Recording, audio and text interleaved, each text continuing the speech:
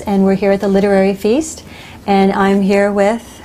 I'm Becka McKay, and I teach translation and creative writing in the FAU English department, and I teach undergraduates at the Davie campus. Great, thank you for coming.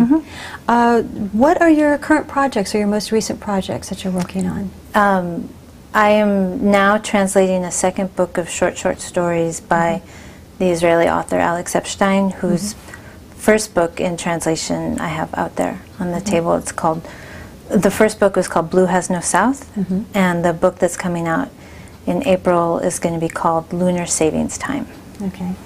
You also have a book of poetry of your own? I do. I have a book of poetry that came out in April, or March, and I'm working on another book of poetry, but it's a really slow process. That's okay, yeah. How and why did you get involved in translation?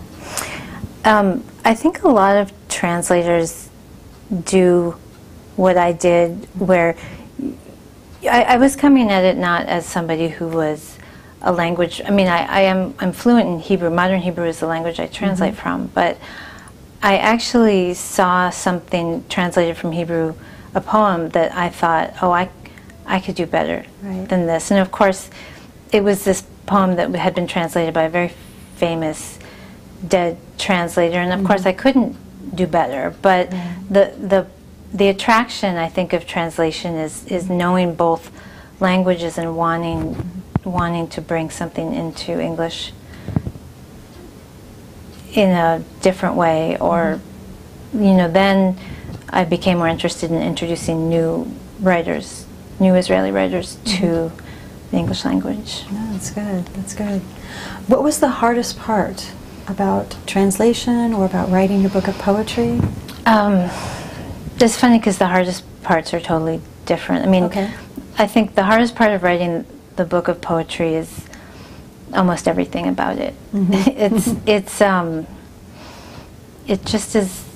I couldn't not do it, but it's a pretty slow and painful process. The translation, I think the difficult parts are just, you know, when you know both languages, you know how much you're losing in the translation, and it's always, you're working to compensate for that and to make sure it sounds like a story or a poem in English while still retaining what made it good in the original language. Keeping the emotion and the feel of the story or the poem true to it and carrying it over into English. Exactly. Yeah, very good. What advice do you have for other authors, other writers, or translators?